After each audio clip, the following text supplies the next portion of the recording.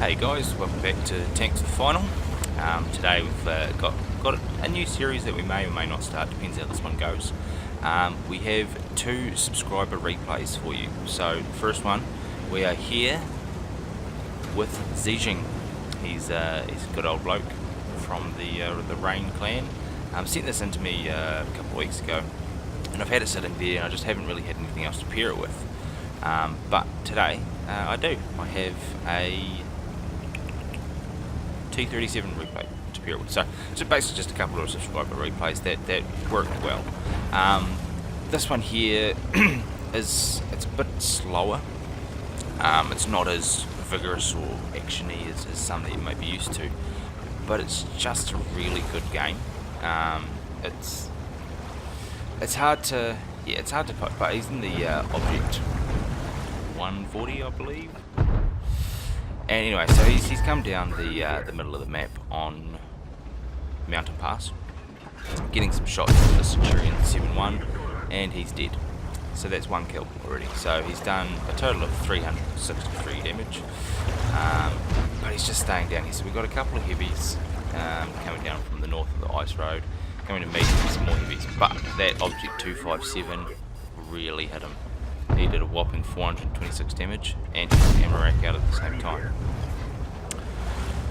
So popping around the corner, Zijing is he's just working the Object 257, hoping to get some shots into him, but that Object 257 is a bloody strong tank. Even though he seems to be going through the side of him like butter. But I do digress. So you can see how the Object 257 there is angling. The fact that his pike nose is presenting a flat surface right there. Even though he's doing it like that, it's still angled back very well. So even on that kind of angle, it's still very hard for Zijing to get a shot into the pike nose there. You might have noticed that so far he's actually bounced 2 of the Object 257's shots. So he's got a total of 880 damage bounced or absorbed, however you want to call it. The other thing you might notice is that the Object 257 is tier 9 and we're currently in a tier 10. So, well, he's dealt with anyway, but so we've just been working this corner a little bit, taking shots, putting shots out, and currently sitting on 1640, scrap that, 1940 damage, which, you know, isn't terrible in a tier 10 game, but it's, you know, it's not carry kind of quality yet. And saying that though, only 4 tanks have been killed, and now he's up to 2642. He's got 1 kill, and Hazy beside him in the T54, he's got 2 kills. So again, he's trying the same strategy into the IS-7 there, into the side of the pike nose. That one does go through. However, it was a heat round, so I can forgive him for using a heat round on the IS-7. But that one there, the top of the turret on the IS-7 is quite thin. However, at that angle, that heat round was always going to bounce. So he switches back to APCR, pops around, tries to get one into the side, bounces. That IS-7 is a bloody strong tank. It is ferocious in terms of armour. So, I mean, even with the penetration that this gun has, he's still struggling to penetrate. But he goes through the lower plate. I'll eat my own words there. So now he's sitting at 3,226 damage. He's got 2 kills. Hazy behind him has 2. That T54 has just gone and committed suicide, because why not? And we also have GMAT in the platoon. So GMAT's welcome back GMAT to the clan. He's there in his batch at 15558, which of course is the auto-loading French tier 10 artillery. Anyway, so scores at 9-3 at the moment, so it's pretty one-sided. Tries to snap a shot into that FV, does not happen. However, that one doesn't happen either. Well, come on, Zijing, get it together. So he finally stops, he aims, shoots. There's 1 shot. He's going to need another shot to kill him. And he gets it. Well, what did we learn there, Zijing? Maybe we should stop and and aim sometimes. No, I can imagine that he was doing that because he didn't want the FV to fire at him, because he still would have had a little bit of range there. So what he wanted to do, he wanted to get under the gun, under the Brock that was there, and get that sorted out. So currently sitting on 3 kills, we're at 3,676 damage, which again isn't terrible in a tier 10. It's not the kind of damage you would expect to carry a team with, but still, you know, he's not doing bad. But in saying that, it's not over. It's far from over. There's still 5 tanks left on the enemy team. They've still got Malshin. They've still got the Stridsvagn tier 10 Swedish tank destroyer, and AMX 30. Now they're striding to the side. However, the AMX 30 is now on double digits. He's only on 20 or so health, and Zijing is still on over 1,000 health. So he can still take at least a couple of hits from pretty much any tank on the team. However, if he does take a couple of hits, then this battle could have ended very differently, because as you can see, it's a lot of his team that are on low health, and so here he takes 1 hit from the Stridsvagn. He does not want to do that again, but that Stridsvagn's in a bloody good position because his team is basically, they basically cornered him. They're in a pincer move. There we go, so the enemy's taken one of his Object 432s down, and they managed to take the 277 down. So that was good work on Zijing's part, but as you can see, the scores have been brought back now. So it's 11 to 9, no, 12 to 9, alright. So there's another Object 430U down. He's now on 4,187 damage and 117 spotting damage with 880 damage bounced. So you can see that the heat round from the AMX 30 up in the corner just goes straight through this thing like butter.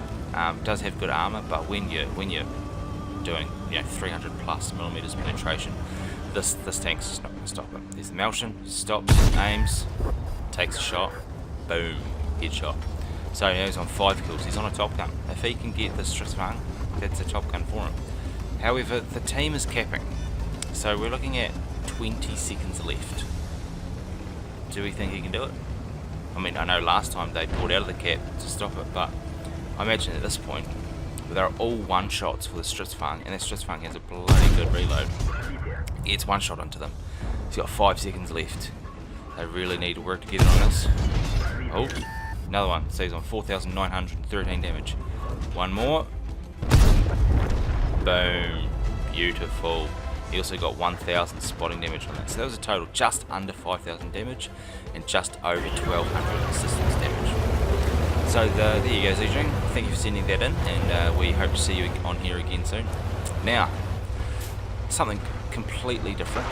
We have Alex the Kid here in his T-37, so Tier 6 American light tank, and he's on Ensk.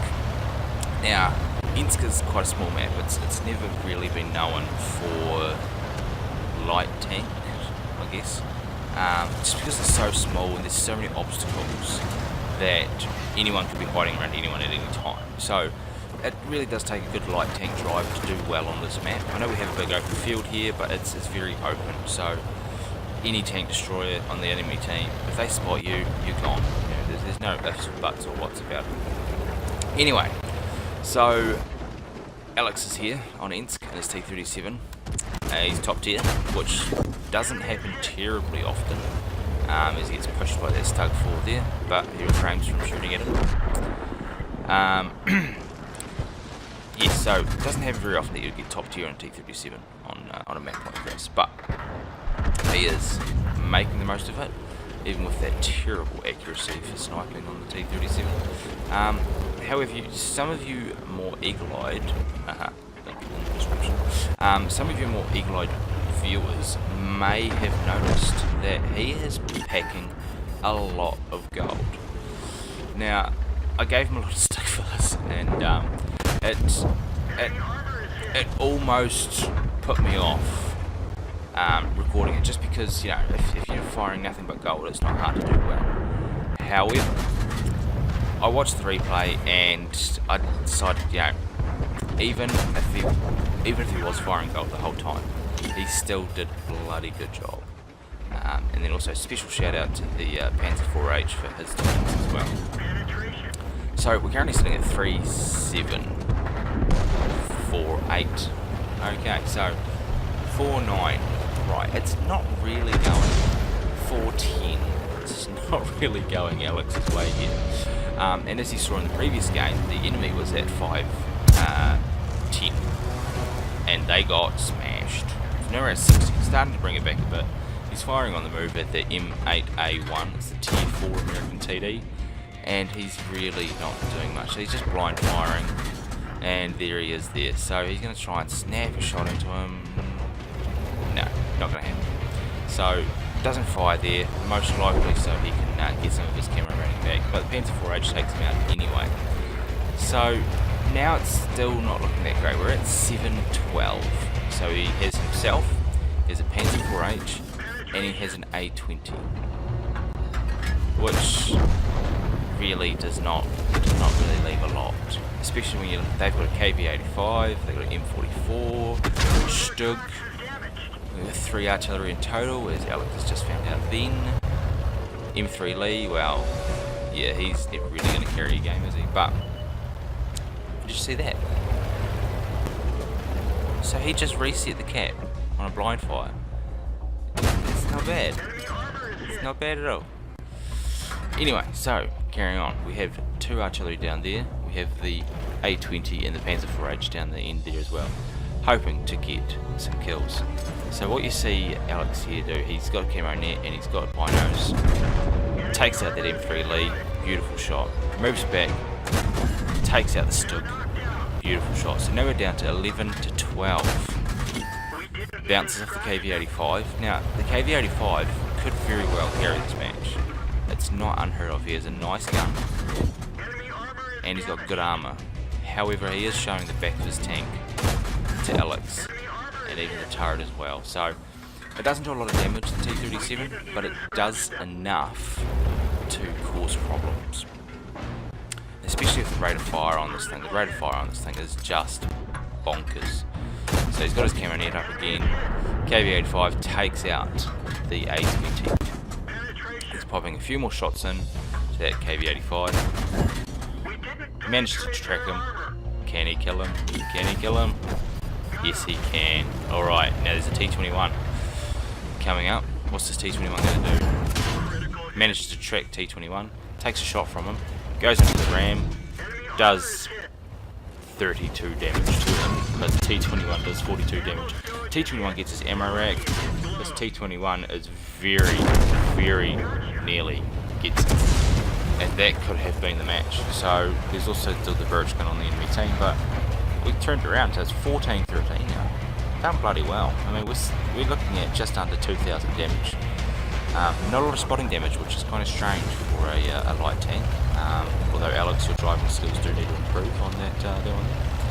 And yeah, so just the SPG left, and the Panzer 4H gets them anyway. But yeah, so thanks for sending that one in as well, Alex, and hopefully we'll see you again. And alright guys, I'll see you next time. Thanks.